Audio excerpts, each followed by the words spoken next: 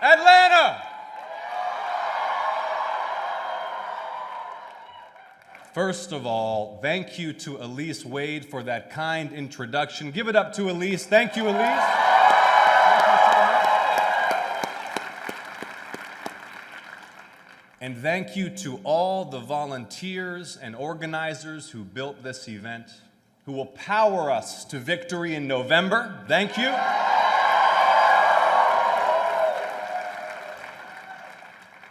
Now, would every veteran, every military service member, every military spouse, please raise your hand and hold it high and be honored by all of us here today. Thank you so much for your service. Thank you.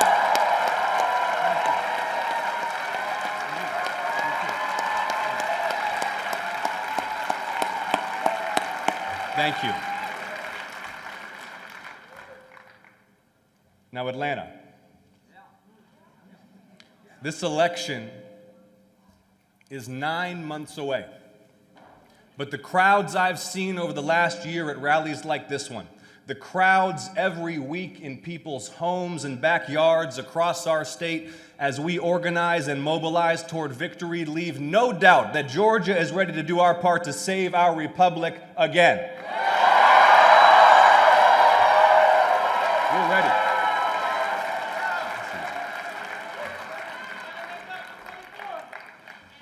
Now, many of you are here because you just can't stand what's being done to our country. You're seeing what I'm seeing, right? The president posting about the Obamas like a Klansman at 1 a.m.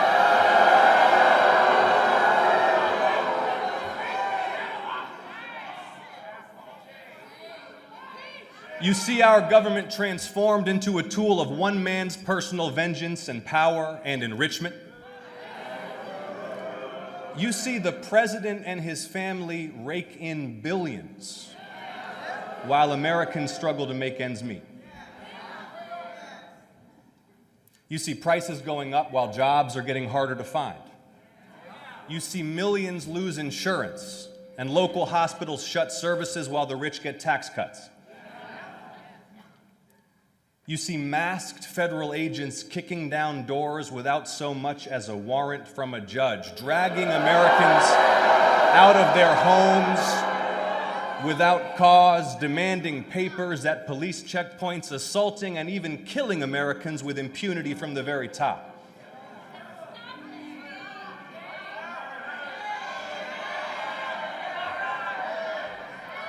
You see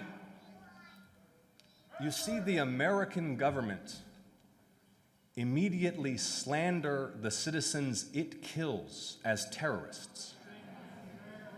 You see prison camps growing and full of children. More and more of your neighbors carry their passports to the store in case they're detained based on their accent or the color of their skin. The Justice Department and now even our intelligence agencies are openly politicized and turned against the president's enemies.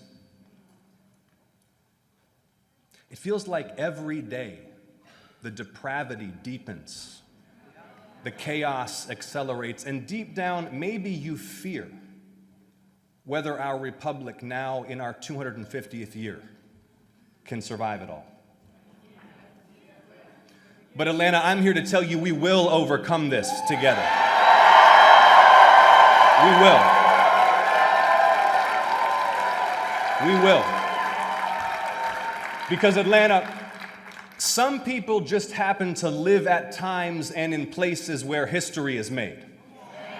And Atlanta, this year, once again, that's us. Once again, that's us. And it's not the first time the whole country's counting on us. So Atlanta, are you ready to fight? Atlanta, are you ready to win?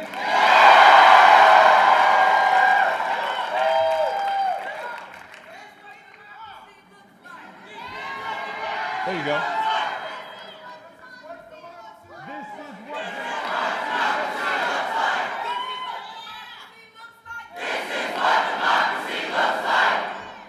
Now maybe you felt Maybe you felt surrounded by darkness this last year. But Atlanta, the first light of dawn is on the horizon. Look at Texas. Look at Virginia. Look at New Jersey. Look here in Georgia. Look here in Georgia, where Democrats just won 2 statewide races by 25 points. Look at Minneapolis, where they organized to protect children from being kidnapped at school, where tens of thousands marched in protest, where nonviolent civil disobedience forced the tyrant to retreat.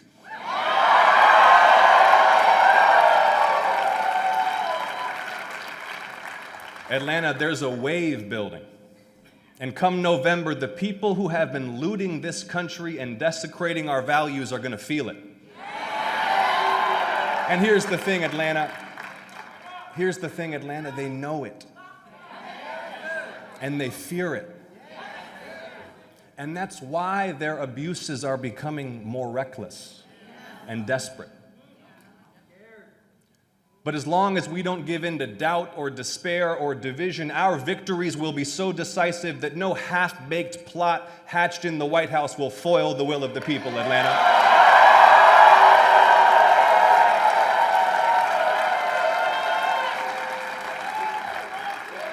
The power of the presidency is nothing compared to the power of the American people.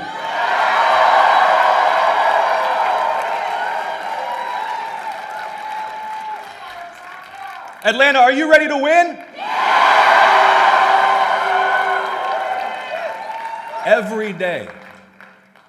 Every day our wave grows taller, our tent grows bigger. All across Georgia, more and more people of every background and belief reject the chaos and corruption. It's not just Democrats and independents. Republicans take me aside or they call me on the phone. They tell me they're afraid of where this president has taken us and they don't want it to go on. They tell me they're voting for a Democrat for the first time.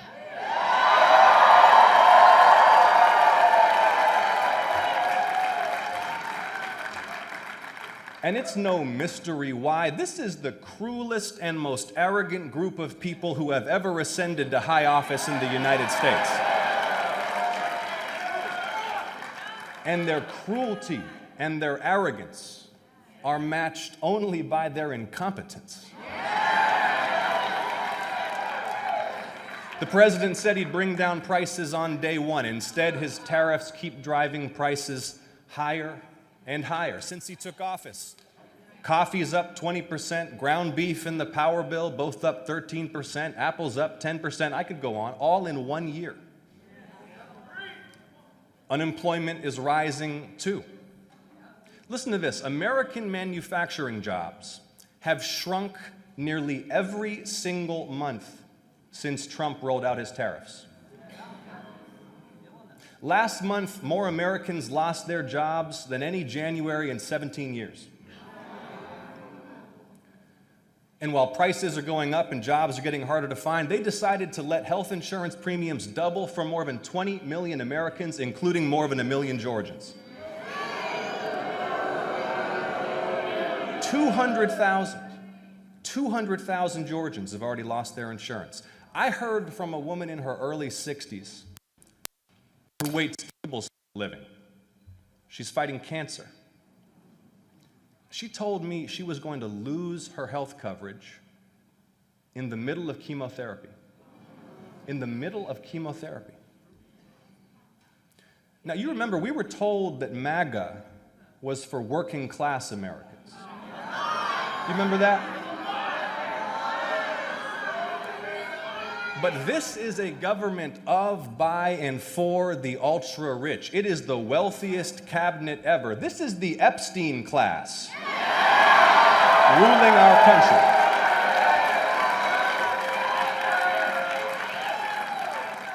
They are the elites they pretend to hate. So prices are up, jobs are going away, Medicaid and school lunches are slashed, nursing homes are getting defunded. If you're Steve Bannon, and your pitch Your pitch was Trump for the forgotten man and woman. How do you sell any of this? Trump was supposed to fight for the working class. Instead, he's literally closing rural clinics and hospitals to cut taxes for George Soros and Elon Musk. He was supposed to end the globalist world police foreign policy. Instead, we're doing war for oil and nation building again and threatening to conquer Greenland. He was supposed to drain the swamp.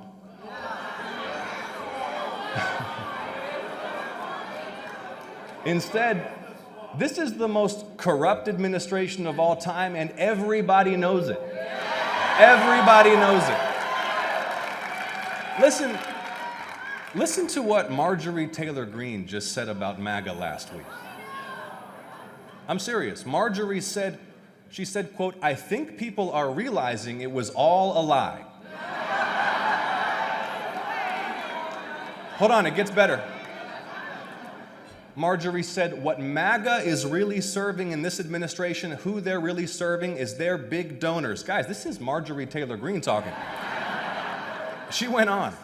Marjorie said, quote, "The big donors that donated all the money and continue to donate to the president's PACs and are donating to the big ballroom, those are the people who get the special favors. They get the government contracts. They get the pardons." All true. Spot on. Marjorie, welcome to the resistance.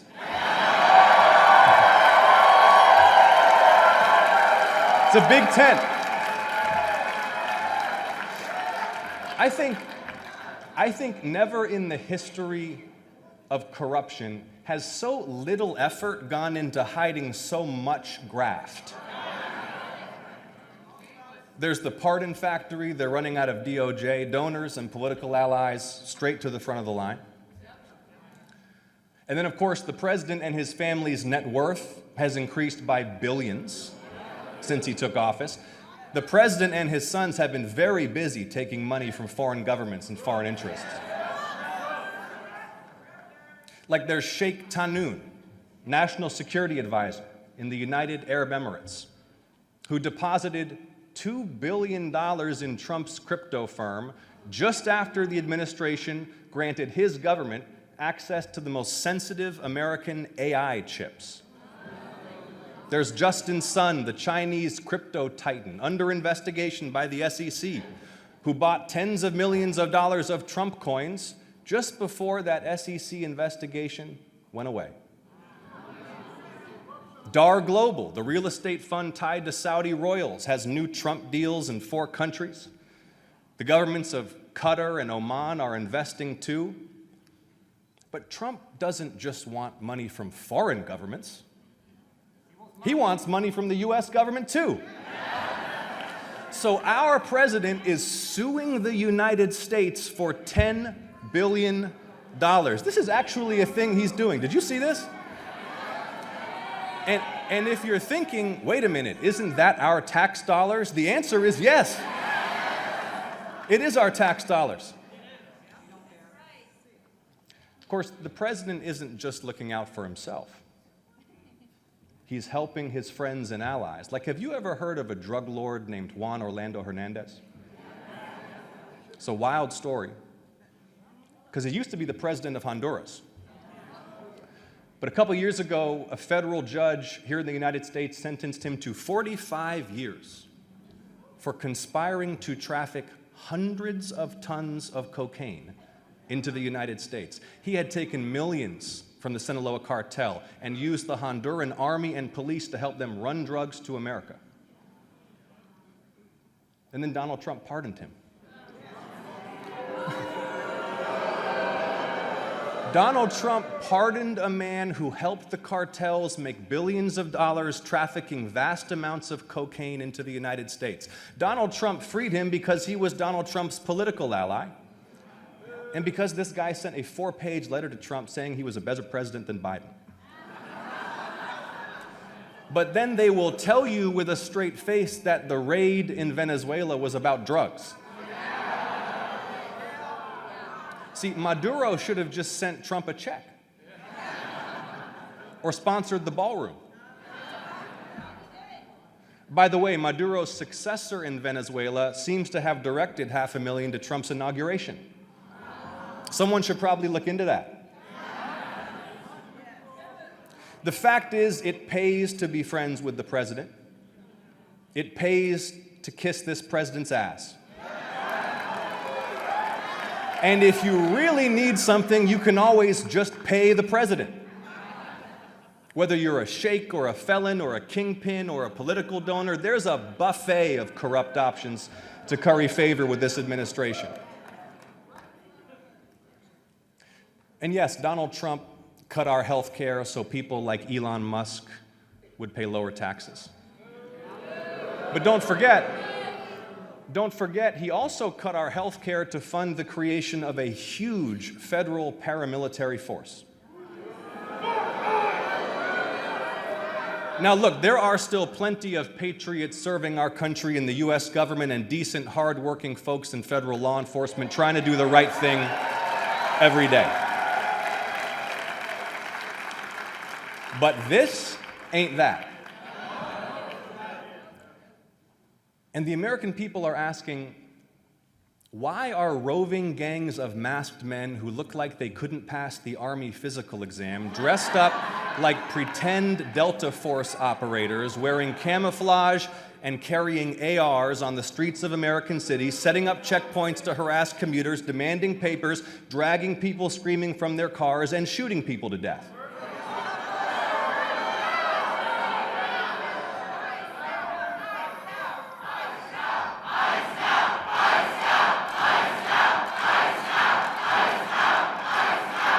They don't have to identify themselves.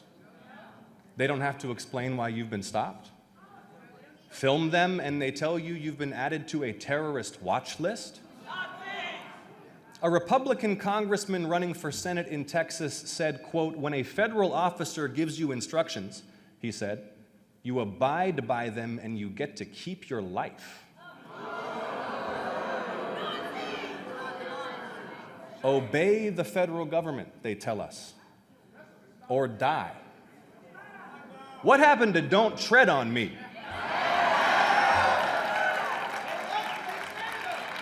And by the way, if you're carrying a firearm, the Trump administration said they have license to kill you. Are there any principled constitutional conservatives left in the United States? Because it's not just the Department of Homeland Security, but shredding our Bill of Rights. The administration is fast corrupting the Justice Department and even our intelligence agencies. And yes, they are laying the groundwork for mischief in the upcoming elections. The president said we'd never need to vote again. Then he said we shouldn't have elections. Now he says he wants to take over the elections. And like a scene out of some banana republic, Tulsi Gabbard, the country's spy chief, comes to Fulton County, Georgia, to oversee the seizure of ballots.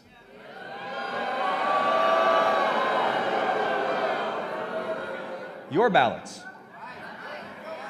Tulsi said the president asked her to go, which means the president is personally managing federal raids on election sites in battleground states, all in service of his obsession with overturning the 2020 election and laying the groundwork for whatever they're plotting this year.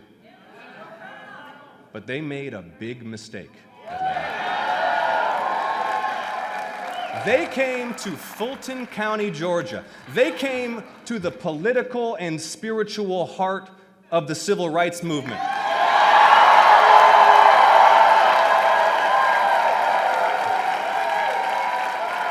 They came to the doorstep of John Lewis's congressional district.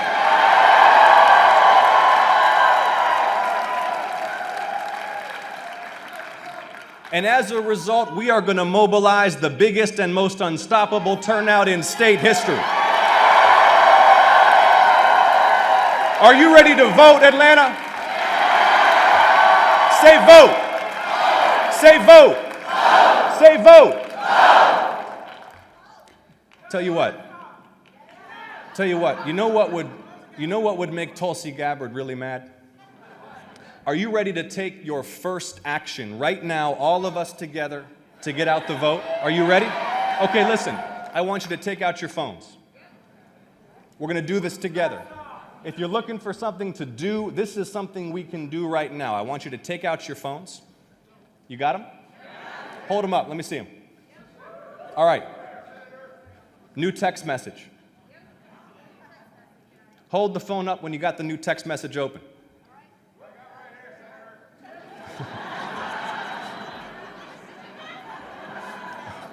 Okay, listen.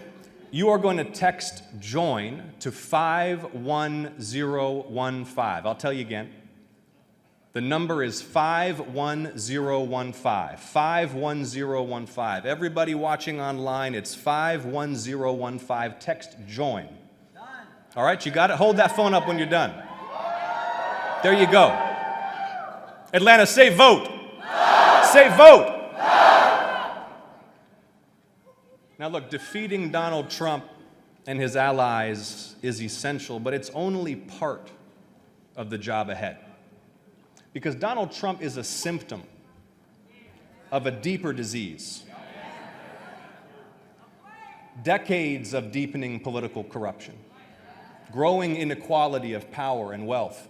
These are the failures of an ancient and visionless political class entrenched in a system built to keep them in office forever.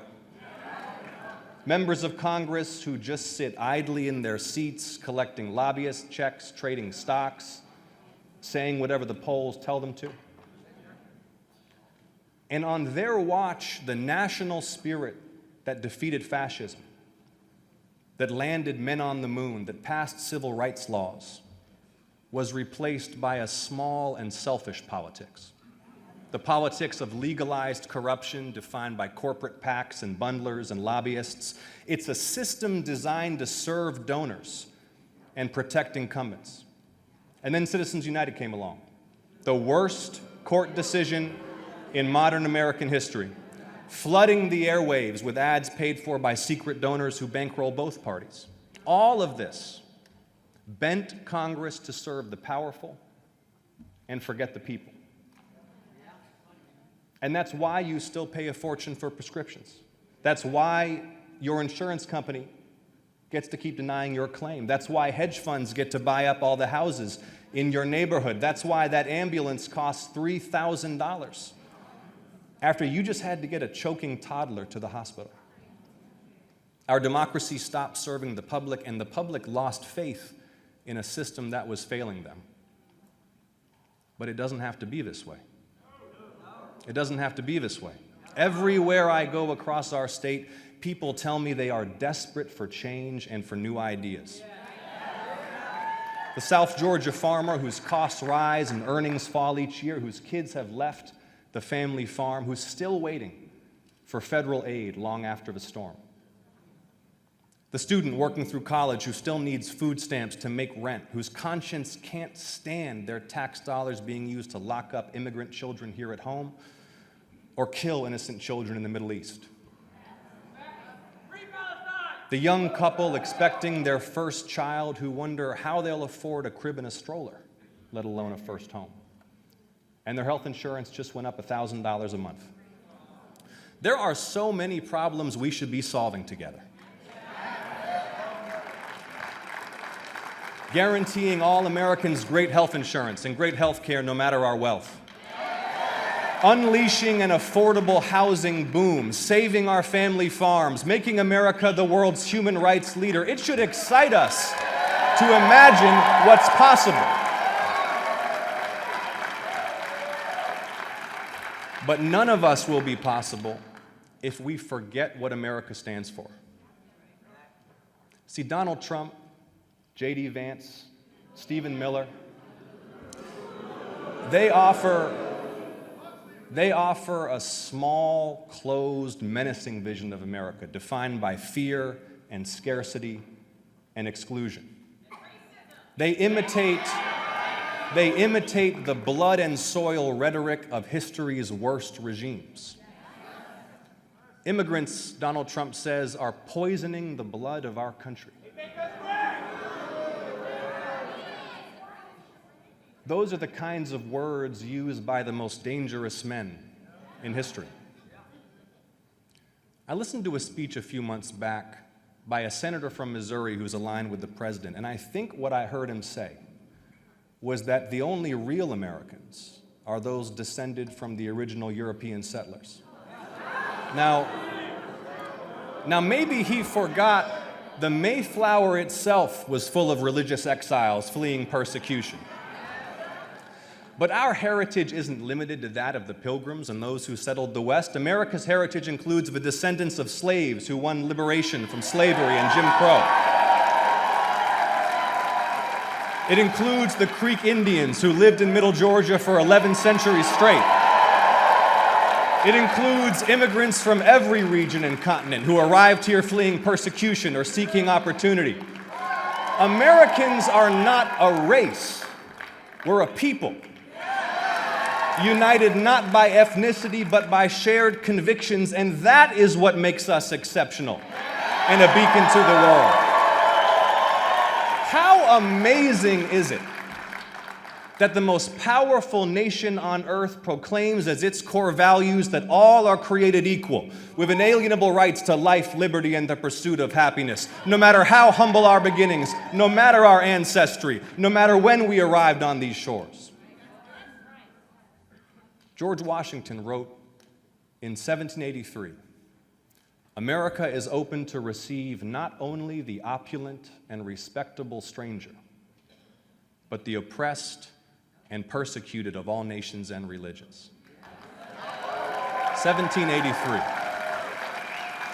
Atlanta, that's a legacy worth protecting.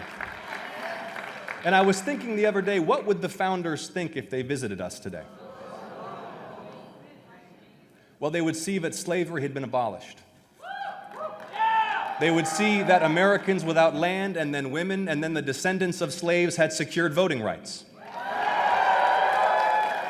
That American leadership in science and discovery had propelled knowledge and technology to unimaginable heights. They would see that the United States had become the superpower that defeated Nazism and communism. They would see a pluralist democracy, people of all colors descended from every point on earth, stitched together out of many nations into one, still the greatest hope for mankind. But they would also learn that of the world's great rich nations, American life expectancy is the lowest, while our childhood poverty, murder, and maternal mortality rates are the highest. They would see a nation that at the height of its wealth and power fell into the very traps they most feared, the dominance of special interests, bitter division between warring political parties, and a faithless president exploiting that rot to pursue the absolute power they overthrew. But they gave us the tools to fix this. They put the power in our hands. It's up to us, Atlanta. It's up to us. This is a turning point for the United States. History is calling the question, what kind of a people are we? I believe the measure of our success is not how many of the poorest and most vulnerable families we hunt down and shackle and imprison and deport. The measure of our success is whether each generation achieves greater health and prosperity than the last, and whether we live up to the promise of equal justice for all. I believe we can lift American children out of poverty. We can keep our communities safe from violence. We can make sure every mom and every baby in America gets the best care in the world. I believe we can reform our corrupt politics. We can unite the American people to solve big problems and achieve great things again. I believe we will escape this moral tailspin and recommit ourselves to the values that have powered 250 years of progress. But none of this is possible without victory this November. And the battle is already on. So Atlanta, are you ready to work? Atlanta, are you ready to save the country again? Then let's get it done. Thank you so much, Atlanta. Thank you for being here.